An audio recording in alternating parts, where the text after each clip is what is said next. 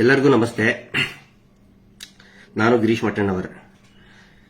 ಈಗ ಮಧ್ಯಾಹ್ನದ ಹೊತ್ತಿಗೆ ಈ ಲೈವ್ನಲ್ಲಿ ಯಾಕೆ ಮಾತಾಡ್ತಾ ಇದ್ದೀನಿ ಅಂತ ಹೇಳಿದ್ರೆ, ಎರಡು ವಿಷಯಗಳ ಬಗ್ಗೆ ಸಾರ್ವಜನಿಕರ ಗಮನಕ್ಕೆ ಮತ್ತು ಸೌಜನ್ಯ ಹೋರಾಟಗಾರರ ಎಲ್ಲ ಸೌಜನ್ಯ ಹೋರಾಟಗಾರರು ಮತ್ತು ಸೌಜನ್ಯಗಳಿಗೆ ನ್ಯಾಯ ಸಿಗಲಿ ಅಂತ ಹೇಳಿ ಇವತ್ತೇನು ರಾಜ್ಯಾದ್ಯಂತ ಜನ ಒಂದು ನ್ಯಾಯದ ಹಂಬಲವನ್ನ ಇಟ್ಕೊಂಡಿದ್ದಾರೆ, ಆಗ್ರಹವನ್ನ ಮಾಡ್ತಾ ಇದ್ದಾರೆ. ಅವರ ಗಮನಕ್ಕೆ ತರುವುದಕ್ಕೆ ಈ ಲೈವ್ ಮುಖಾಂತರ ಕೆಲವು ಪ್ರಮುಖ ಮಾಹಿತಿಗಳನ್ನ ಕೊಡುವಂತ ಪ್ರಯತ್ನ ಮಾಡ್ತಾ ಇದ್ದೀನಿ.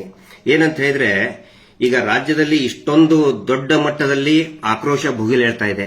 ಹೀಗಾಗಿ ಆ ಸಂಸ್ಥೆಯವರು ಪರಮ ಪೂಜ್ಯರು ಅಂತ ಏನು ಅನಿಸ್ಕೊಳ್ತಾರೆ, ಅವರ ಕುಟುಂಬ, ಅವರ ಟ್ರಸ್ಟ್, ಆ ಕುಟುಂಬದವರು, ಧರ್ಮೋದ್ಯಮಿ ಕುಟುಂಬದವರು ನಿನ್ನೆ ಒಂದು ಆದೇಶವನ್ನ ಅವರ ಸಂಸ್ಥೆಯ ಸಿಬ್ಬಂದಿಗಳಿಗೆ ಹೊರಡಿಸಿದ್ದಾರೆ.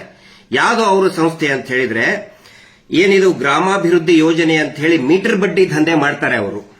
ಪ್ರತಿ ಗ್ರಾಮಗಳಲ್ಲಿ ಕೂಡ ಮೀಟರ್ ಬಡ್ಡಿ ದಂಧೆ. ಈ ಮೈಕ್ರೋ ಲೈಸೆನ್ಸ್ ಇಲ್ಲ ಅವರದು, ಯಾವುದೇ ರೀತಿಯಾದಂತಹ ಲೈಸೆನ್ಸ್ ಇಲ್ಲದೇನೆ ಕಳೆದ 30 ವರ್ಷದಿಂದ ಮೀಟರ್ ಬಡ್ಡಿ ನಡೆಸ್ತಾನೆ ಬಂದಿದ್ದಾರೆ. ಅದರಿಂದ ಅನೇಕ ಜನರು ಆತ್ಮಹತ್ಯೆ ಮಾಡ್ಕೊಂಡಿದ್ದಾರೆ. ನೀವು ಅನೇಕ ಈ ಮೈಕ್ರೋ ಫೈನಾನ್ಸ್ ನಿಂದ ಊರು ಬಿಟ್ಟು ಅಂತ ನೀವು ಕೇಳಿದ್ರಲ್ಲ, ಅದೇ ಸಂಸ್ಥೆ. ಆ ಸಂಸ್ಥೆಯಲ್ಲಿ ಅನೇಕ ಜನ ಸಿಬ್ಬಂದಿಗಳು ಕೆಲಸ ಮಾಡ್ತಾ ಇದ್ದಾರೆ, ಸಾವಿರಾರು ಜನ ಕೆಲಸ ಮಾಡ್ತಾ ಇದ್ದಾರೆ. ಅದರಲ್ಲಿ ಅನೇಕ ಜನ ಹೋರಾಟದ ಪರವಾಗಿದ್ದಾರೆ. ಅಂದ್ರೆ ಸೌಜನ್ಯಗಳಿಗೆ ನ್ಯಾಯ ಸಿಗಲಿ, ಅಲ್ಲಿ ಆಗ್ತಾ ಇರುವಂತಹ ಅತ್ಯಾಚಾರಗಳು ಏನಿದೆ ಅವು ಎಲ್ಲವರಿಗೂ ಕೂಡ ನ್ಯಾಯ ಸಿಗಲಿ, ಅದು ಬಯಲಾಗಬೇಕು ಅನ್ನೋರು ನಮ್ಮ ಪರವಾಗಿನೇ ಇದ್ದಾರೆ. ಅದರಲ್ಲಿರತಕ್ಕಂತಹ ಒಬ್ಬ ಹಿರಿಯ ಸಿಬ್ಬಂದಿ ನನಗೆ ಮಾಹಿತಿಯನ್ನ ಯಥಾವತ್ತಾಗಿ, ನಾನು ಇಲ್ಲೇನು ಎಡಿಷನ್ ಮೈನಸ್ ಏನು ಮಾಡ್ತಾ ಇಲ್ಲ, ಅವರು ಒಂದು ಇದರಲ್ಲಿ ನನಗೆ ಬರೆದು ಕಳಿಸಿದ್ದಾರೆ. ಏನು ಇನ್ಸ್ಟ್ರಕ್ಷನ್ಸ್ ಬಂದಿದೆ ಹೋರಾಟವನ್ನು ಹತ್ತಿಕ್ಕೋದ್ರ ಸಲುವಾಗಿ, ಅವ್ರ ಭಾಷೆಯಲ್ಲಿ ಅದರ ಕ್ರೈಸಿಸ್ ಮ್ಯಾನೇಜ್ಮೆಂಟ್ ಅಂತ ಕರೀತಾರೆ. ನೀವು ದೊಡ್ಡ ದೊಡ್ಡ ಕಾರ್ಪೊರೇಟ್ ಕಂಪನಿಯಲ್ಲಿ ಈ ತರ ಏನಾದ್ರು ಆದ್ರೆ ಅಥವಾ ಶೇರ್ ಇದರಲ್ಲಿ ಇದನ್ನ ಅಂತಂದ್ರೆ ಒಂದು ಕ್ರೈಸಿಸ್ ಮ್ಯಾನೇಜ್ಮೆಂಟ್ ಅಂತ ಮಾಡ್ತಾರೆ. ಸೊ ಅವರು ಕ್ರೈಸಿಸ್ ಮ್ಯಾನೇಜ್ಮೆಂಟ್ ಮಾಡೋದಕ್ಕೆ ಏನು ಇನ್ಸ್ಟ್ರಕ್ಷನ್ಸ್ ಕೊಟ್ಟಿದ್ದಾರೆ ಸಿಬ್ಬಂದಿಗಳಿಗೆ, ಅದನ್ನ ನಿಮ್ ಮುಂದೆ ಅವರು ಬರೆದು ಕೊಟ್ಟಿದ್ದನ್ನೇ ಆಸ್ ಇಟ್ ಈಸ್ ಹೇಳ್ತಾ ಇದ್ದೀನಿ. ಎಷ್ಟು ಭಯಾನಕವಾಗಿದೆ ಅವರ ಷಡ್ಯಂತ್ರ ಅರ್ಥ ಮಾಡ್ಕೊಳ್ಳಿ. ಗ್ರಾಮಾಭಿವೃದ್ಧಿ ಯೋಜನೆಯ ಎಲ್ಲಾ ಯೋಜನಾಧಿಕಾರಿಗಳಿಗೆ ಎಫ್ಎಸ್ ಅಂದ್ರೆ ಅವ್ರದ್ದು ಫೀಲ್ಡ್ ಆಫೀಸರ್, ಅವರು ಫೀಲ್ಡ್ ಸೂಪರ್ವೈಸರ್, ಆನಂತರ ಸೇವಾ ಪ್ರತಿನಿಧಿ ಎಸ್ಪಿ ಅಂತ ಕರೀತಾರೆ, ಜನಗಳು ಎಸ್ಪಿ ಅಂತಾರೆ, ಪೊಲೀಸ್ ತಿಳ್ಕೊಳ್ಳಿ ಅಂತ ಆ ರೀತಿ ಮಾಡಿದ್ದಾರೆ. ಮತ್ತು ಎಸ್ಪಿ ಸೇವಾ ಪ್ರತಿನಿಧಿಗಳಿಗೆ 1ನೇ ಪಾಯಿಂಟ್, ನಿಮ್ಮ ವ್ಯಾಪ್ತಿಯ ಎಲ್ಲಾ ಹಿಂದೂ ಧಾರ್ಮಿಕ ಮಠ ಮಂದಿರಗಳ ವಿಳಾಸ, ಧಾರ್ಮಿಕ ಮುಖಂಡರು, ಸ್ವಾಮೀಜಿಗಳು ಮತ್ತು ಕಚೇರಿ ಸಿಬ್ಬಂದಿಗಳು, ಅಂದ್ರೆ ಎಲ್ಲಾ ಮಠಕ್ಕೂ ಕೂಡ ಒಂದು ಕಚೇರಿ ಇರ್ತದಲ್ಲ, ಆಫೀಸ್ ಇರ್ತದಲ್ಲ, ದೇವಸ್ಥಾನಕ್ಕೂ ಕೂಡ ಒಂದು ಟ್ರಸ್ಟ್ ಅಥವಾ ಏನೋ ಒಂದು ಆಫೀಸ್ ಇರ್ತದೆ. ಆ ಕಚೇರಿ ಸಿಬ್ಬಂದಿಗಳ ದೂರವಾಣಿ ಮೊಬೈಲ್ ಸಂಖ್ಯೆಯನ್ನು ಪಡೆದು ತುರ್ತಾಗಿ ಮುಖ್ಯ ಕಾರ್ಯಾಲಯ ಯೋಜನೆ ಧರ್ಮಸ್ಥಳಕ್ಕೆ ಕಳಿಸುವುದು. ಅಂದ್ರೆ ನಿಮ್ಮ ಏರಿಯಾದೊಳಗೆ ಯಾರ್ಯಾರು ಹಿಂದೂ ಧಾರ್ಮಿಕ ಮುಖಂಡಿದ್ದಾರೆ ಅವ್ರ ನಂಬರ್ ತಗೊಳ್ಳಿ, ಮತ್ತೆ ನಿಮ್ಮ ಏರಿಯಾದಲ್ಲಿ ಯಾವ್ದಾವ್ದು ಮಠಗಳಿದೆ, ಸಣ್ಣದೋ ದೊಡ್ಡದೋ ವಾಟ್ ಎವರ್, ಯಾವ್ದು ಮಠದ್ದು ನಂಬರ್ಗಳನ್ನ ತಗೊಳ್ಳಿ, ಅಲ್ಲಿ ಸ್ವಾಮೀಜಿಗಳ ನಂಬರ್ ತಗೊಳ್ಳಿ, ಮತ್ತು ಅಲ್ಲಿಯ ವಿಳಾಸವನ್ನ ತಗೊಂಡು ನಮ್ಮ ಮುಖ್ಯ ಕಾರ್ಯಾಲಯಕ್ಕೆ, ಯೋಜನೆಯ ಮುಖ್ಯ ಕಾರ್ಯಾಲಯ ಅಂತ ಹೇಳಿದ್ರೆ ಅದು ಇರುವುದು ಧರ್ಮಸ್ಥಳದಲ್ಲಿ, ಅಲ್ಲಿ ತುರ್ತಾಗಿ ಕಳಿಸುವುದು 1ನೇದ್ದು. 2ನೇ ಇನ್ಸ್ಟ್ರಕ್ಷನ್ಸ್ ಏನಂತ ಹೇಳಿದ್ರೆ, ನಿಮ್ಮ ಕಾರ್ಯವ್ಯಾಪ್ತಿಯಲ್ಲಿಯ, ಅಂದ್ರೆ ಇವ್ರ ಸಿಬ್ಬಂದಿಗಳ ಕಾರ್ಯವ್ಯಾಪ್ತಿ ಇದೆಯಲ್ಲ, ಅಲ್ಲಿ ನಿಮ್ಮ ವ್ಯಾಪ್ತಿಯಲ್ಲಿಯ ಹಿಂದೂ ಮುಖಂಡರ ಜೊತೆಗೆ ಆ ಮಠ ಹಾಗೂ ಮಂದಿರಗಳಿಗೆ ಕನಿಷ್ಠ 10 ಜನ ವಿದಿನ್ ಬ್ರಾಕೆಟ್ನಲ್ಲಿ, ಅಂದ್ರೆ ನೀವು 10 ಜನ ಹೋಗಿ ಅಲ್ಲಿ ತೆರಳಿ ಅಲ್ಲಿಯ ಸ್ವಾಮೀಜಿಗಳಿಗೆ ಖಾವಂದರನ್ನು ಬೆಂಬಲಿಸುವಂತೆ ಮನವರಿಕೆ ಮಾಡುವುದು. ಅಂದ್ರೆ ಇಲ್ಲಿ ಹೋರಾಟಕ್ಕೆ ಕೊಡಬೇಡ್ರಿ, ಖಾವಂದರಿಗೆ, ಇವರು ಟ್ರಸ್ಟ್, ಇವರು ಏನು ಬಿರುದಾಂಕಿತ ಇದಾರಲ್ಲ ಅವ್ರನ್ನ ಬೆಂಬಲಿಸಿ ಅಂತ ನೀವು 10 ಜನ ಹಿಂದೂ ಮುಖಂಡರನ್ನ ಕರ್ಕೊಂಡು ಹೋಗಿ ಈ ಬೆಂಬಲಿಸಿ ಅಂತ. ಇದಕ್ಕೆ ಅರ್ಥ ಏನಂತ ಹೇಳಿದ್ರೆ, ನಮ್ಮ ಒಳಗಡೆ ನಾವು ಜಗಳಾಡ್ಕೊಂತಿರ್ಬೇಕಿಲ್ಲಿ. ಅವ್ರು ಏನ್ ಹೇಳಿಕೊಟ್ಟಿದ್ದಾರೆ, ಇನ್ನು ಫೋನಲ್ಲಿ ಹೇಳಿದ್ದಾರೆ, ಇದು ಬರೀ ಅವ್ರು ಕಳಿಸದಂತ ಇನ್ಸ್ಟ್ರಕ್ಷನ್. ಫೋನಲ್ಲಿ ಏನ್ ಹೇಳಿದ್ದಾರೆ, ಅವ್ರು ಹೇಳಬೇಕಂತೆ, ಹೋಗಿ 10 ಜನ ಹಿಂದೂ ಮುಖಂಡರು ಹೋಗಿ ಮಠದ ಸ್ವಾಮೀಜಿಗಳಿಗೆ ಹೋಗಿ ಹೇಳಬೇಕಂತೆ, ಅಲ್ಲಿರ್ತಕ್ಕಂಥ ಗುರುಗಳಿಗೆ ಹೇಳಬೇಕಂತೆ, ನೋಡಿ ಇದು ಮುಸ್ಲಿಮರು ಮಾಡ್ತಾ ಇರೋ ಷಡ್ಯಂತ್ರ, ನೀವು ಅವ್ರ ವಿರುದ್ಧ ಹೇಳಿಕೆ ಕೊಡಿ. ಈಗ ನನ್ನ ವಿರುದ್ಧ ಹೇಳಿಕೆ ಕೊಡಬೇಕು, ಸಮೀರ್ ವಿರುದ್ಧ ಹಿಂದೂ ಎಲ್ಲರೂ ಕೂಡ ಎದ್ದು ಮಾತಾಡಬೇಕು, ಮತ್ತೆ ಮುಖ್ಯವಾಗಿ ಮಹೇಶ್ ಶೆಟ್ಟರ್ ವಿರುದ್ಧ ಮಾತಾಡಬೇಕು. ಅಂದ್ರೆ ನಮ್ಮ ಒಳಗಡೆ ಕಚ್ಚಾಡಬೇಕು, ಇಷ್ಟೇ ಅದ್ರದ್ದು ಇದನ್ನಿದು. 3ನೇ ಪಾಯಿಂಟ್, ಇದುವರೆಗೆ ಧರ್ಮಸ್ಥಳ ಯೋಜನೆ ಟ್ರಸ್ಟ್ ನಿಂದ ಎಷ್ಟು ಮಠ ಮಂದಿರಗಳಿಗೆ ಧನ ಸಹಾಯ ನೀಡಿದೆ, ಅಂದ್ರೆ ಇವ್ರು ಸಹಾಯ ಮಾಡಿದಾರಂತೆ, ಕೊಟ್ಟಿದ್ದಾರೆ 50,000, 10,000, 1 ಲಕ್ಷ. ಇದುವರೆಗೆ ಧರ್ಮಸ್ಥಳ ಯೋಜನೆ ಟ್ರಸ್ಟ್ ನಿಂದ ಎಷ್ಟು ಮಠ ಮಂದಿರಗಳಿಗೆ ಧನ ಸಹಾಯ ನೀಡಿದೆ ಎನ್ನುವುದನ್ನು ಪಟ್ಟಿ ಮಾಡಬೇಕೀಗ. ಎಷ್ಟು ದುಡ್ಡು ಕೊಟ್ಟಿವೆ ಅಂತ ಹೇಳಿ ಮಾಡಿ ಪರಮ ಪೂಜ್ಯರಿಗೆ ಬೆಂಬಲಿಸಲೇಬೇಕು ಎಂದು ಒತ್ತಾಯಿಸುವುದು. ಗೊತ್ತಾಯ್ತಾ ಯಾಕೆ ದುಡ್ಡು ಕೊಡ್ತಾ ಇದ್ದಾರೆ ನಿಮಗೆ? ಯಾಕೆ ಮಂದಿರಗಳಿಗೆ ನಾವು ನೋಡ್ರಿ, ನಾವು ದೇವಸ್ಥಾನಕ್ಕೆ ಇಷ್ಟು ಕೊಟ್ವಿ, ದಕ್ಷಿಣ ಕನ್ನಡ ಜಿಲ್ಲೆಯಲ್ಲಿ ಬ್ರಹ್ಮ ಕಳಶಕ್ಕೆ ನಾವು ಇಷ್ಟು ದುಡ್ಡು ಕೊಟ್ವಿ, ನಾವು ಅದಕ್ಕೆ ಇಷ್ಟು ದುಡ್ಡು ಕೊಟ್ವಿ, ಯಾಕೆ ಕೊಟ್ರು ಅಂತ ದಯವಿಟ್ಟು ಈಗ ಅರ್ಥ ಮಾಡ್ಕೊಳ್ಳಿ. ಯಾರ್ಯಾರಿಗೆ ಇವ್ರು ದುಡ್ಡು ಕೊಟ್ಟಾರಲ್ಲ ಅವರು ಇವರಿಗೆ ಬೆಂಬಲಿಸಲೇಬೇಕು ಅಂತ ಒತ್ತಾಯ ಮಾಡ್ಬೇಕಂತೆ. ವ್ಯಾಪಾರ ಅಲ್ವಾ ಇದು? ಆಮೇಲೆ ಸಹಾಯ ಮಾಡಿದಾರಂತೆ. ಹೇಳೋದೇನು ನಾವು ದಾನ ಧರ್ಮ ಮಾಡ್ತೀವಿ ಅಂತೇಳಿ, ಈಗ ಹೇಳೋದು ಸಹಾಯ. ಎಲ್ಲರ ಸಲುವಾಗಿ ಸಹಾಯ ಮಾಡಿದ್ದಾರೆ, ಅರ್ಥ ಮಾಡ್ಕೊಳ್ಳಿ. ಆನಂತರ ಆ ಕಚೇರಿಗಳ ವ್ಯವಸ್ಥಾಪಕರು ಅಂದ್ರೆ ಮ್ಯಾನೇಜರ್ ಖಜಾಂಚಿಗಳ ಮೊಬೈಲ್ ಸಂಖ್ಯೆ, ದೂರವಾಣಿ ಸಂಖ್ಯೆಗಳನ್ನು ರವಾನಿಸತಕ್ಕದ್ದು. ಯಾಕೆ ಬೇಕಪ್ಪ ನಿಮಗೆ? ಅದು ಆ ದೇವಸ್ಥಾನದ್ದು ಏನು ಮ್ಯಾನೇಜರ್ದು, ಖಜಾಂಚಿದು, ಟ್ರಸ್ಟಿ ಇದ್ದೇ ಇರ್ತಾರೆ. ಅಂದ್ರೆ ಏನು ಖಜಾಂಚಿ ಇದ್ದೇ ಇರ್ತಾರೆ, ಟ್ರೆಜರರ್. ಅವ್ರ ನಂಬರ್ ಯಾಕೆ ಬೇಕು? ಅವರು ಅಕೌಂಟೆಂಟ್ ನಂಬರ್ ಎದಕ್ಕೆ ಬೇಕು ನಿಮಗೆ? ಅರ್ಥ ಆಗೋರ್ಗೆ ಅರ್ಥ ಆಗತ್ತಿದು. ಇಷ್ಟು ಒಂದು 3 ಪಾಯಿಂಟ್ ನ ಆಮೇಲೆ ಗಂಭೀರ ಅಂತ ಹೇಳಿ, ಅಂದ್ರೆ ಇವರೆಲ್ಲದಕ್ಕೂ ಕೂಡ ಗಂಭೀರ ಅಂತ ಯಾಕೆ ಬರೀತಾರೆ ಅಂತ ಹೇಳಿ ಇಮಿಡಿಯೇಟ್ ಆಗಿ ಇದನ್ನ ರೆಸ್ಪಾಂಡ್ ಮಾಡ್ಬೇಕಂತ ಹೇಳಿ, ತುರ್ತಾಗಿ ಮಾಡ್ಬೇಕಂತ ಹೇಳಿ. ಈ ಶತಮೂರ್ಖರಿಗೆ ಒಂದು ಗೊತ್ತಿಲ್ಲ. ಯಾವತ್ತಿಗೂ ಕೂಡ ನಮ್ಮ ರಾಜ್ಯದ ಅಥವಾ ದೇಶದ ಯಾವುದೇ ಮಠಮಾನ್ಯಗಳು ಅತ್ಯಾಚಾರದಂತಹ ಪ್ರಕರಣ ಬಂದಾಗ ಅತ್ಯಾಚಾರಿಗಳ ಪರವಾಗಿ ನಿಂತಹ ಒಂದೇ ಒಂದು ಉದಾಹರಣೆ ಇಲ್ಲ. ಸ್ವಾಭಿಮಾನಿ ಸಂಸ್ಥೆಗಳು ಅವು. ಇವ್ರು ಹಂಗೆ ಅಲ್ಲಿ ಇರುವಂತಹ ಮಠ ಮಾನ್ಯಗಳು ಎಲ್ಲರೂ ಕೂಡ ಸಾಧಕರಿದ್ದಾರೆ, ಸನ್ಯಾಸಿಗಳಿದ್ದಾರೆ, ಸಂತರಿದ್ದಾರೆ, ತಪಸ್ವಿಗಳಿದ್ದಾರೆ, ವೈಯಕ್ತಿಕ ಜೀವನವನ್ನು ತ್ಯಾಗ ಮಾಡಿದವರಿದ್ದಾರೆ. ಅವ್ರು ಯಾರು ಕೂಡ ಇಂಥ ಆಮಿಷಕ್ಕೆ ಬಗ್ಗುವುದೇ ಇಲ್ಲ ಅನ್ನುವ ಒಂದು ಸತ್ಯ ಈ ಮುಠಾಳ ಧರ್ಮದ ವ್ಯಾಪಾರಿಗಳಿಗೆ, ಮಂಜುನಾಥ ಸ್ವಾಮಿಯ ವ್ಯಾಪಾರಿಗಳಿಗೆ, ಇಷ್ಟು ವರ್ಷ ಮಂಜುನಾಥ ಸ್ವಾಮಿಯನ್ನ ಮುಂದಿಟ್ಕೊಂಡು ವ್ಯಾಪಾರ ಮಾಡ್ತಾನೆ ಬಂದ್ರು. ಮತ್ತೆ ಇದೇ ಧರ್ಮೋದ್ಯಮಿಗಳು, ಇದೇ ರಾಜ್ಯಸಭಾ ಸದಸ್ಯರು ಏನ್ ಹೇಳಿದ್ರು ಅನೇಕ ವರ್ಷಗಳ ಹಿಂದೆ, ಎಲ್ಲಾ ರಾಜಕಾರಣಿಗಳಿಗೆ ಒಂದು ಆಫರ್ ಏನ್ ಕೊಟ್ಟಿದ್ರು ಅಂತ ಹೇಳಿದ್ರೆ, ನೋಡಿ ನೀವು ಮಠದಲ್ಲಿ ಯಾಕೆ ದುಡ್ಡು ಕೊಡ್ತೀರಿ, ಯಾಕೆ ಸ್ವಾಮೀಜಿಗಳಿಗೆ ದುಡ್ಡು ಕೊಡ್ತೀರಿ, ಅದೇ ದುಡ್ಡು ನಮ್ಮಲ್ಲಿ ಈ ಮೀಟರ್ ಬಡ್ಡಿ ದಂಧೆ ಮಾಡ್ತೀವಲ್ಲ, ಈ ನಮ್ದು ಗ್ರಾಮಾಭಿವೃದ್ಧಿ ಯೋಜನೆಯಲ್ಲಿ ಹಾಕಿ ನಿಮಗೆ ಒಂದು 2-5% ಬಡ್ಡಿ ಮೇಲೆ ಕೊಡ್ತೇವೆ ಅಂದಿದ್ದಕ್ಕೆ ಯಾರು ಕೂಡ ಇವತ್ತು ಮಠ ಮಾನ್ಯಗಳಿಗೆ ದುಡ್ಡು ಕೊಡ್ತಾ ಇಲ್ಲ. ಎಲ್ಲರೂ ಕೂಡ ಬಡ್ಡಿ ದಂಧೆ ಮಾಡೋದಕ್ಕೆ ಇವ್ರಿಗೆ ಹಾಕ್ತಾ ಇದ್ದಾರೆ. ಈಗ ಹೇಳ್ತಾ ಇದ್ದಾರೆ ನಮ್ಮ ಸಹಾಯಕ್ಕೆ ಬನ್ನಿ, ಕಾವಂದರಿಗೆ ನನ್ಗೆ ಏನೋ ಬೆಂಬಲಿಸಿ. ಅಂದ್ರೆ ನಾವೇ ಕಚ್ಚಾಡ್ಬೇಕಿಷ್ಟೇ, ನಾವೇ ಕಚ್ಚಾಡ್ಕೊಂತ ಹೋಗ್ಬೇಕು. ಆದ್ರೆ ಒಂದು ಗೊತ್ತಿರಲಿ, ನಾನು ಕೂಡ ಮಠದ ಆಶ್ರಯದಲ್ಲಿ ಬೆಳೆದವನು. ನಾನು ಏನಾದ್ರೂ ಇಷ್ಟು ಜ್ಞಾನ ಬಂದಿದೆ ಅಂತ ಹೇಳಿದ್ರೆ ಒಂದು ಮಧ್ಯಮ ವರ್ಗದಲ್ಲಿ ಇದ್ದಂಥವನು, ಕೆಳ ಮಧ್ಯಮ ವರ್ಗದ ಬಂದಂಥವನು. ನಾನು ಇಷ್ಟು ಮೇಲೆ ಬಂದಿದ್ದೀನಿ ಅಂತ ಹೇಳಿದ್ರೆ ನಮ್ಮ ಪರಿವಾರ, ನಮ್ಮ ತಮ್ಮನು ಕೂಡ ಮೇಲೆ ಬಂದಿದ್ದಾನೆ ಅಂತ ಹೇಳಿದ್ರೆ, ನಮ್ಮ ಅಣ್ಣನು ಕೂಡ ಮೇಲೆ ಬಂದಿದ್ದಾನೆ. ನಾವೆಲ್ಲರೂ ಕೂಡ ಮಠದ ಆಶ್ರಯಗಳಲ್ಲಿ ಬಂದಂಥವ್ರು, ನಾವು ಓದದಂಥವ್ರು, ನಮಗೆ ಗೊತ್ತಿದೆ. ಯಾರು ಕೂಡ ಈ ಆಮಿಷಕ್ಕೆ ಬಲಿಯಾಗುವುದಿಲ್ಲ. ಈ ಪ್ರಯೋಗವನ್ನ ಈಗ ಯಾರು ಹೊಸಬರಿಗೆ ಈಗ ಸ್ಟಾರ್ಟ್ ಮಾಡ್ತಾರೆ, ಆಲ್ರೆಡಿ ಸ್ಟಾರ್ಟ್ ಮಾಡಿದ್ದಾರೆ ಅವರು. ಬೇರೆ ಬೇರೆ ಮಠ ಸ್ವಾಮೀಜಿಗಳು ಹೋಗೋದು ನೋಡಿ, ಇವ್ರು ಸುಳ್ಳು ಹೇಳ್ತಾ ಇದ್ದಾರೆ, ಹಂಗೆ ಹಿಂಗೆ ಅಂತ ಹೇಳಿ. ಈ ಪ್ರಯೋಗವನ್ನ ಅವರೆಲ್ಲರ ಗಮನಕ್ಕೂ ನಾನು ತರಕ್ಕೆ ಇಚ್ಛೆ ಪಡ್ತೀನಿ. 1.5 ವರ್ಷದ ಹಿಂದೆ ಯಾವಾಗ ಸಂತೋಷ್ ರಾವ್ ಖುಲಾಸೆ ಆದ, ಅಂದ್ರೆ ಆರ್ಡರ್ ಬಂತು ಕೋರ್ಟಿಂದ ಅವನು ಅಪರಾಧಿ ಅಲ್ಲ ಅಂತ, ಅವಾಗಲೂ ಕೂಡ ದೊಡ್ಡ ಮಟ್ಟದ ಹೋರಾಟ ಭುಗಿಲೇಳ್ತದೆ ದಕ್ಷಿಣ ಕನ್ನಡ ಜಿಲ್ಲೆಯಲ್ಲಿ, ಉಡುಪಿಯಲ್ಲಿ ಮಹೇಶ್ ಶೆಟ್ಟಿ ತಿಮ್ಮರೋಡಿ ಅವರ ಒಂದು ನೇತೃತ್ವದಲ್ಲಿ. ಅವಾಗ ಏನ್ ಮಾಡಿದ್ರು, ಇವ್ರು ಯಾರ್ಯಾರಿಗೆ ಬ್ರಹ್ಮ ಕಳಶಕ್ಕೆ, ಯಾವ್ಯಾವ ದೇವಸ್ಥಾನಕ್ಕೆ ಬ್ರಹ್ಮ ಕಳಶಕ್ಕೆ ಅದಕ್ಕೆ ಇದಕ್ಕೆ ದುಡ್ಡು ಕೊಟ್ರಲ್ಲ ಎಲ್ಲರಿಗೂ ಪತ್ರ ಬರೆದ್ರು. ನೀವು ಸೌಜನ್ಯ ಹೋರಾಟಕ್ಕೆ ಮಹೇಶ್ ಶೆಟ್ಟಿ ತಿಮ್ಮರೋಡಿ ಬೆಂಬಲಿಸೋದಕ್ಕೆ ನೀವು ಹೋಗಬಾರದು ಅಂತ ಪತ್ರ ಬರೆದ್ರು. ಆಗ ಅಲ್ಲಿರ್ತಕ್ಕಂಥ ಜನ ತೀರ್ಮಾನ ಮಾಡಿದ್ರು, ಸೌಜನ್ಯ ನಮ್ಮ ಮನೆ ಮಗಳು, ಅತ್ಯಾಚಾರದಂತ ಪ್ರಕರಣ ಇದು, ನಾವು ಮಹೇಶ್ ಶೆಟ್ಟಿ ತಿಮ್ಮರೋಡಿ ಅವ್ರ ಜೊತೆಗೆ ನಿಂತ್ಕೊಳ್ತೇವೆ, ಸೌಜನ್ಯ ನ್ಯಾಯ ನಮ್ಗೆ ಬೇಕಪ್ಪ, ನಮ್ಗೆ ಅವ್ರ ಪರವಾಗಿ ಇವ್ರ ಪರವಾಗಲ್ಲ, ನಮಗೆ ನ್ಯಾಯ ಬೇಕು ಅಂತ ಹೇಳಿ ಯಾರು ಕೂಡ ಈ ಪರಮ ಪೂಜ್ಯ ಬಡ್ಡಿ ಪೂಜ್ಯರನ್ನ ಮೀಟರ್ ಬಡ್ಡಿ ದಂಧೆ ಮಾಡ್ತಕ್ಕಂತಹ, ಲೈಸೆನ್ಸ್ ಇಲ್ಲದೆ ಮೀಟರ್ ಬಡ್ಡಿ ಮಾಡ್ತಕ್ಕಂತಹ ಇವ್ರನ್ನ ಯಾರು ಬೆಂಬಲಿಸಲಿಲ್ಲ. ಅವಾಗೇ ಏಟ್ ಬಿದ್ದಿದೆ ಅವ್ರಿಗೆ, ಅವಾಗೇ ಪಾಠ ಕಲಿಬೇಕಾಗಿತ್ತು. ಒನ್ಸ್ ಅಗೇನ್ ಸೇಮ್ ಅದೇ ಟೆಕ್ನಿಕ್ ಯೂಸ್ ಮಾಡ್ತಾ ಇದ್ದಾರೆ. ಇದನ್ನ ನಾನು ಸಾರ್ವಜನಿಕರ ಗಮನಕ್ಕೆ ತರ್ತಾ ಇದ್ದೀನಿ. ನಮ್ಮ ಉದ್ದೇಶ ಇಷ್ಟೇ ನೋಡಿ, ಇದರಲ್ಲಿ ಯಾವುದೇ ರೀತಿಯಾದಂತಹ ಕಲಹಗಳು ಆಗಬಾರ್ದು, ಗ್ರಾಮಗಳಲ್ಲಿ ಕಲಹಗಳು ಆಗಬಾರ್ದು. ಇವ್ರು ಮಾಡ್ಕೊಂತಾನೆ ಬಂದ್ರು. ಇವ್ರು ಮೀಟರ್ ಬಡ್ಡಿ ದಂಧೆ ವಾರ ಕಟ್ಟಲಿಲ್ಲ ಅಂತ ಹೇಳಿದ್ರೆ ಆ ಜಾತಿಗೆ ಈ ಜಾತಿ, ಈ ಜಾತಿಗೆ ಆ ಜಾತಿ ಕಟ್ಟಿ ಹೊಡೆದಾಡ್ತಾನೆ ಬಂದ್ರು. ಇವ್ರ ಕೆಲಸ ಅದೇ, ಎಲ್ಲರನ್ನು ಕಚ್ಚಾಡಿಸಬೇಕು, ಹೊಡೆದಾಡಿಸಬೇಕು, ತಾವು ಸೇಫ್ ಆಗಿರಬೇಕು. ಈಗ ಈ ಸೌಜನ್ಯ ಪ್ರಕರಣದ ನ್ಯಾಯ ಕೇಳಕತ್ತ ಮೇಲೆ ಈ ಒಂದು ತಂತ್ರಗಾರಿಕೆಯನ್ನ ಮಾಡ್ತಾ ಇದ್ದಾರೆ. ತಮ್ಮ ಗಮನಕ್ಕೆ ತರ್ತಾ ಇದ್ದೀನಿ. ಇನ್ನು ಕೆಲವೊಂದಿಷ್ಟು ಜನ ಯೂಟ್ಯೂಬರ್ಸ್ಗೆ ಬನ್ನಿ ಧರ್ಮಸ್ಥಳಕ್ಕೆ ಅಂತ ಹೇಳಿ ಬಂದು ಏನೇನೋ ಆಮಿಷವನ್ನ ಒಡ್ಡುವಂತ ಕೆಲಸನೂ ಕೂಡ ಮಾಡ್ತಾ ಇದ್ದಾರೆ. ಮಹೇಶ್ ಶೆಟ್ಟಿ ತಿಮ್ಮರೋಡಿ ಏನು ರೌಡಿ ಶೀಟರ್ ಅಂತೆ ಆದಂತೆ, ಆಮೇಲೆ ನಾನೇನೋ ಎಷ್ಟೋ ಆಸ್ತಿ ಮಾಡ್ಕೊಂಡಿದ್ದೀನಂತೆ, ಬಾಂಬ್ ಬಿಟ್ಟವನಂತೆ, ಬೇಕಾದನ್ನು ಹೇಳಿ ಅವರು.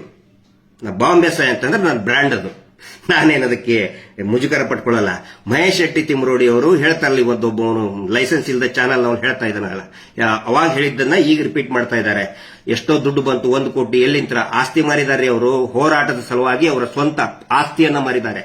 ಇನ್ನೊಬ್ಬರ ಕಡೆ ಅಂತ ತಗೊಳ್ಳೋದು ದೂರ ಉಳಿತು. ಬರೀ ಸುಳ್ಳು ಅಪಪ್ರಚಾರ ಮಾಡ್ಕೊಂತ ಹೋಗ್ತಾ ಇದ್ದಾರೆ. ಅವರ ಆಸ್ತಿ ಮಾಡಿದ ದುಡ್ಡದು ವೈಟ್ ಅಮೌಂಟ್ ನಲ್ಲೇ ತಗೊಳ್ತಿದ್ದಾರೆ. ಏನಾದ್ರು ಕ್ಯಾಶ್ ಇವ್ರು ಹಂಗೆ ವಾರ ನಗದಿ ತಗೋತಾರಲ್ಲ, ಹಂಗ್ ತಗೊಂಡಿಲ್ಲ ಅವರು. ಪ್ರಾಮಾಣಿಕರು ಇದ್ದಿದ್ದಕ್ಕೇ ಅಕೌಂಟ್ ಅಲ್ಲಿ ತಗೊಂಡಿದ್ದಾರೆ ಅವರು. ಇಲ್ಲ ಅಂತಂದ್ರೆ ಏನೋ ವಸೂಲಿ ಮಾಡಿದ್ರೆ ಕ್ಯಾಶ್ ಅಲ್ಲಿ ತಗೋತಾ ಇದ್ರು. ಹಿಂಗಾಗಿ ಅಕೌಂಟ್ ಅಲ್ಲಿ ತಗೊಂಡಿದ್ದಾರೆ, ಅವರು ಆಸ್ತಿ ಮಾರಿದ್ದಾರೆ. ಆಮೇಲೆ ನನ್ನ ಬಗ್ಗೆ ಆಗ್ಲಿ ಅಥವಾ ಸಮೀರನ ಬಗ್ಗೆ ಆಗ್ಲಿ ನೋಡಿ, ವಾಟ್ ಎವರ್ ಏನೇ ಇದ್ರೆ ಅದಕ್ಕೆ ಸಂಬಂಧಪಟ್ಟಂತ ಇಲಾಖೆ ಇದೆ. ನಾನು ದುಡ್ಡು ಹೆಂಗ್ ಮಾಡ್ತೇನೋ, ನನ್ನ ಬಂಗಾರದ ಗಣಿ ಐತೆ ಅಂತ ಹೇಳ್ತೇನಪ್ಪ. ನಾನು ಬಂಗಾರದ ಗಣಿ ಐತೆ ನಂದು, ಅದನ್ನ ಕೇಳಾಕ ಇದಾರೆ, ಇಲಾಖೆದವ್ರು ಇದಾರೆ, ಉತ್ತರ ಕೊಡ್ತೀವಿ. ಸೌಜನ್ಯ ಬಗ್ಗೆ, ಅಲ್ಲಿ ನಡೆದಂತ ಕೊಲೆ ಬಗ್ಗೆ ಅದ್ರ ಬಗ್ಗೆ ಮಾತಾಡಿ, ನೀವು ಅದ್ರ ಬಗ್ಗೆ ಉತ್ತರ ಕೊಡಿ ಅಂತ ಹೇಳಿ ನಮ್ಮ ಬಗ್ಗೆ ಪ್ರಶ್ನೆ ಹೇಳ್ತೀರಿ. ಯಾರ ಪ್ರಶ್ನೆ ಹೇಳಿ, ಸಂಬಂಧಪಟ್ಟಂತ ಇಲಾಖೆಯವ್ರು ಹೇಳಿ ಉತ್ತರ ಕೊಡ್ತೀವಿ, ನೋ ವರೀಸ್. ಆನಂತರ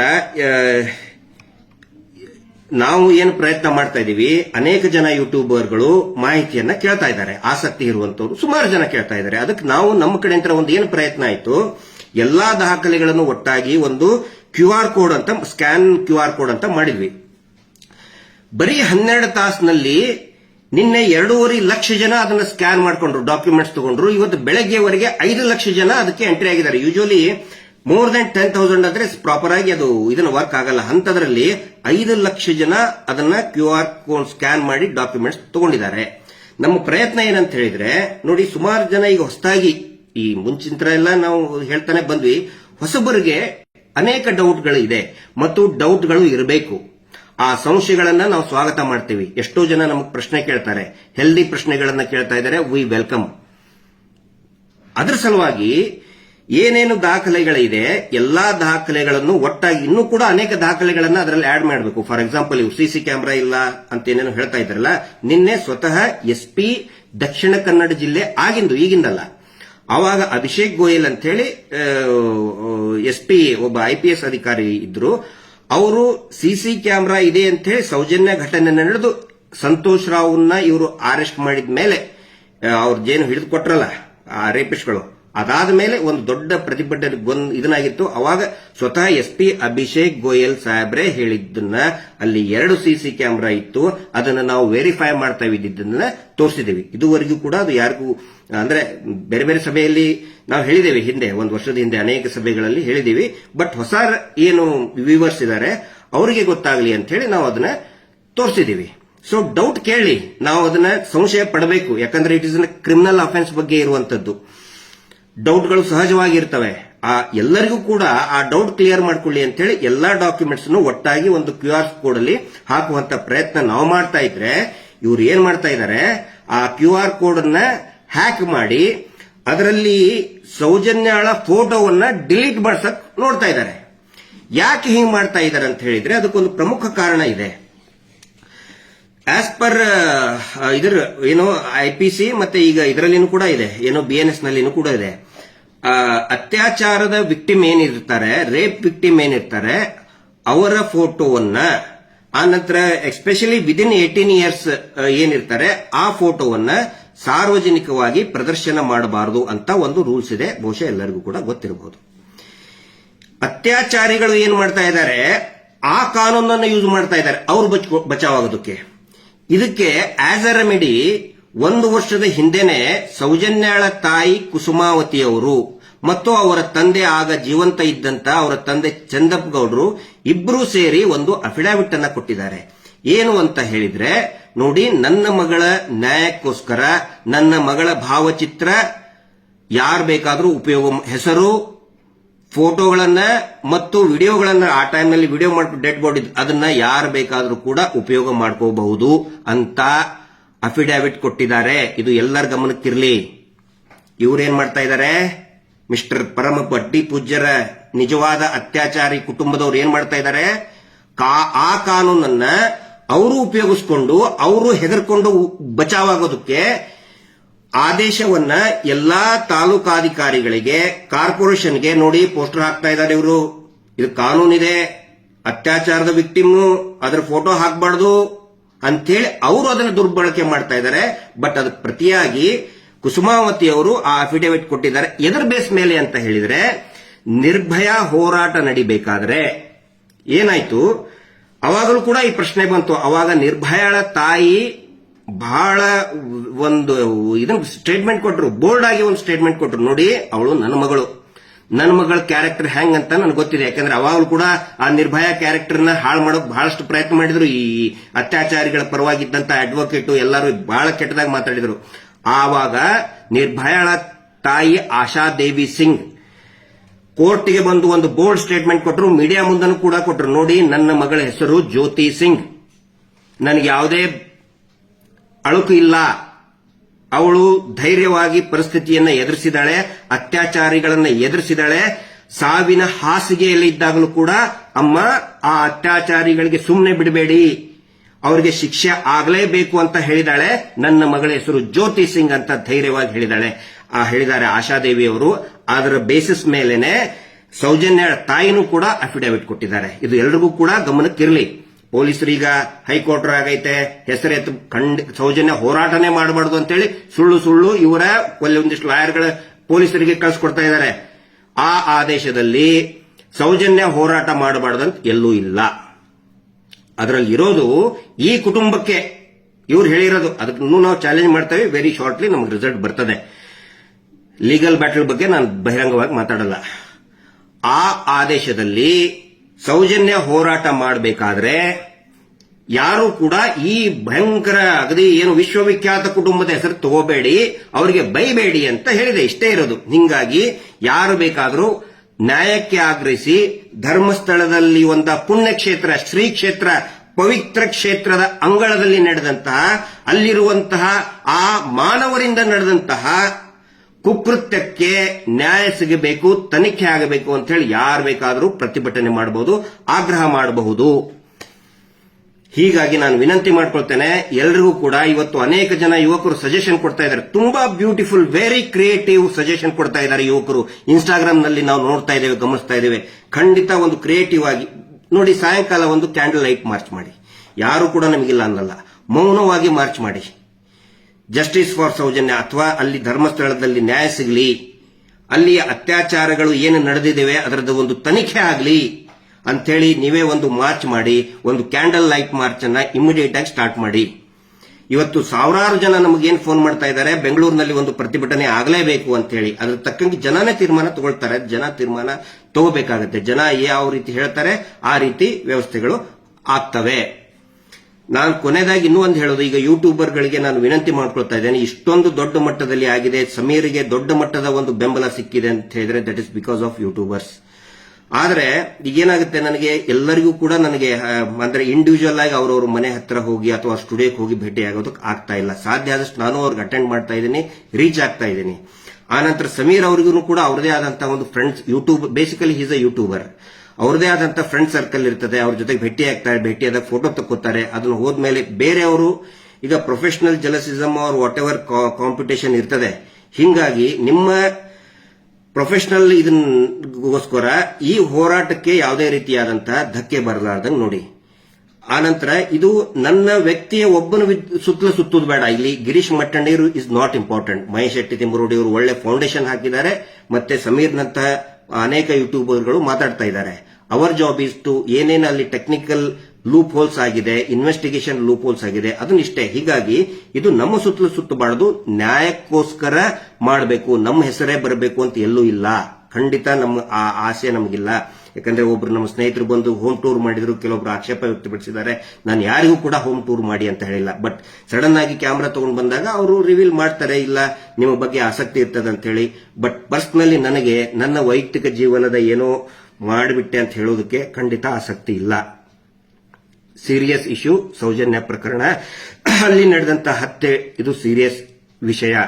ಅದರ ಸುತ್ತಲೂ ಕೂಡ ಇದು ಏನೋ ಅದರ ಕುರಿತಾಗಿ ಫೋಕಸ್ ಆಗಿ ಎಲ್ಲರೂ ಕೂಡ ವ್ಯಕ್ತಿಗತವಾಗಿ ಫೋಕಸ್ ಆಗೋದು ಬೇಡ. ಸಮೀರ್ ಅವರು ಕೂಡ ನೋಡಿ, is a very practical person, very humble person. ಅಹಂಕಾರದ ಒಂದೇ ಒಂದು ಇಷ್ಟು ಪ್ರಚಾರ ಸಿಕ್ತು ಅಂತ ಹೇಳಿ ಒಂದೇ ಒಂದು ಕೂದಲೆಷ್ಟು ಅಹಂಕಾರವನ್ನ ನಾನು ಸಮೀರ್ ಅವರಲ್ಲಿನೂ ನೋಡಿಲ್ಲ, ಆನಂತರ ಮಹೇಶ್ ಶೆಟ್ಟಿ ತಿಮರೋಡಿ ಅವರಲ್ಲಿನೂ ಕೂಡ ನಾನು ನೋಡಿಲ್ಲ. ಈ ಹೋರಾಟದ ಒಂದು ವಿಶೇಷತೆ ಅಂತ ಹೇಳಿದ್ರೆ ಅಹಂಕಾರಕ್ಕೆ ಇಲ್ಲಿ ಅವಕಾಶ ಇಲ್ಲ. ಯಾರು ಅಹಂಕಾರ ನಾನೇ ನಾನೇ ನಾನೇ ಅಂತ ಹೇಳ್ತಾರೆ, ಅವ್ರಿಗಿಲ್ಲಿ ಅವ್ರು ಆಟೋಮೆಟಿಕ್ ಆಗಿ ಅವರೇ ಹೋಗ್ಬಿಡ್ತಾರೆ. ಸೊ ಇಷ್ಟು ನಾನು ಹೇಳಬೇಕಾಗಿತ್ತು. ಎಲ್ಲರೂ ಕೂಡ ಹೋರಾಟದ ಮೇಲೆ ಫೋಕಸ್ ಮಾಡಿ, ನ್ಯಾಯಕ್ಕೋಸ್ಕರ ಫೋಕಸ್ ಮಾಡಿ, ನಾಟ್ ಆನ್ ನಮ್ಮಂತಹ ಇಂಡಿವಿಜುವಲ್. ನಮ್ಮಂತವ್ರು ಸಾವಿರಾರು ಜನ ಇದ್ದಾರೆ, ನಾನಿಲ್ಲ ಅಂದ್ರೆ ನನ್ನಂತ 1000 ಜನ ಹುಟ್ಟಿಸುವಂತ ಕೆಪಾಸಿಟಿ ಆ ಸೌಜನ್ಯ ಶಕ್ತಿಗಿದೆ, ಮಂಜುನಾಥ ಸ್ವಾಮಿಗಿದೆ. ಸೊ ಎಲ್ಲರೂ ಕೂಡ ಹೋರಾಟದ ಬಗ್ಗೆ, ನ್ಯಾಯದ ಕುರಿತಾಗಿ ಫೋಕಸ್ ಮಾಡಿ ಅಂತ ಹೇಳ್ತಾ, ನಿನ್ನೆ ಒಬ್ರು ಹೇಳಿದ್ರು ನನಗೆ, ಈ ಕಲಿಯುಗದಲ್ಲಿ ದೇವರು ಬರೋದು, ಈ ಒಂದೊಂದು ಯುಗದಲ್ಲಿ ಈಗ ಕೃಷ್ಣನ ಅವತಾರದಲ್ಲಿ ದೇವರು ಪ್ರತ್ಯಕ್ಷ ಆದರಂತೆ, ಆನಂತರ ರಾಮನ ಅವತಾರದಲ್ಲಿ ಪ್ರತ್ಯಕ್ಷರಾದರಂತೆ. ಆದರೆ ಈ ಯುಗದಲ್ಲಿ ದೇವರು ಪ್ರತ್ಯಕ್ಷ ಆಗೋದು ಜನಸಾಮಾನ್ಯರ ರೂಪದಲ್ಲಿ. He comes in the form of a common man. ಈಗ ಜನ ಎದ್ದಾಗಿದೆ. ಪ್ರತಿಯೊಬ್ಬ ಇದೇನು ಮಾಸ್ ಇದೆಯಲ್ಲ, ಜನಸಾಮಾನ್ಯರ ಸಮೂಹ ಇದೆಯಲ್ಲ, ಸುನಾಮಿ ತರ ಬರ್ತಾ ಇದೆಯಲ್ಲ, ಅದೇ ದೇವರ ಸ್ವರೂಪ. ನೀವು ಹಿಂದೂಗಳು ಹಿಂದೂಗಳಾಗಿನೇ ತಿಳ್ಕೊಳ್ಳಿ, ಮುಸಲ್ಮಾನರು ಮುಸಲ್ಮಾನ್ ರೀತಿಯಲ್ಲೇನೆ ತಿಳ್ಕೊಳ್ಳಿ, ಕ್ರಿಶ್ಚಿಯನ್ರು ಕ್ರಿಶ್ಚಿಯನ್ ರೀತಿಯಲ್ಲೇನೆ ಯೇಸು ಅಂತ ಬಂದ ಅಂತಾನೆ ತಿಳ್ಕೊಳ್ಳಿ. ಸೊ ಧರ್ಮದ ಭೇದ ಭಾವ ಬೇಡ. ದೇವರು ಬರೋದು in the form of a common man, ಸಾಮಾನ್ಯ ವ್ಯಕ್ತಿಯ ರೂಪದಲ್ಲಿ ಬಂದಾಗಿದೆ. ಹಿಂಗಾಗಿ ಇವ್ರು ಏನೇನೋ ಅಗಳನ್ನ ಈಗ ಹೇಳಿದ್ನಲ್ಲ, ಅಲ್ಲಿ ಹೋಗಿ ನಮ್ಮ ವಿರುದ್ಧ ಸ್ಟೇಟ್ಮೆಂಟ್ ಕೊಡಿ, ಆ ಧರ್ಮದವರು ಆ ಧರ್ಮಕ್ಕೆ ಹೋಗಿ ಸ್ಟೇಟ್ಮೆಂಟ್ ಕೊಡಿ, ಅವು ಯಾವ ಕುತಂತ್ರಗಳು ಕೂಡ ನಡೆಯೋದಿಲ್ಲ ಅಂತ ಒಂದು ಮಾತು ಹೇಳ್ತಾ, ಎಲ್ಲರೂ ಕೂಡ ಇದೇ ರೀತಿಯಾದಂತಹ ಒಂದು ಪ್ರಯತ್ನದಿಂದ ಸೌಜನ್ಯಾಳಿಗೆ ಮತ್ತು ಅಲ್ಲಿ ನಡೆದಂತ ಎಲ್ಲರಿಗೂ ಕೂಡ, ಎಲ್ಲ ಆತ್ಮಗಳಿಗೂ ಒಂದು ಶಾಂತಿ ಸಿಗಲಿ, ನ್ಯಾಯ ಸಿಗಲಿ ಅಂತ ಹೇಳ್ತಾ ಈ ಲೈವ್ ಅನ್ನು ಮುಗಿಸ್ತಾ ಇದ್ದೇನೆ. Justice for Soujanya. ನಮಸ್ತೆ.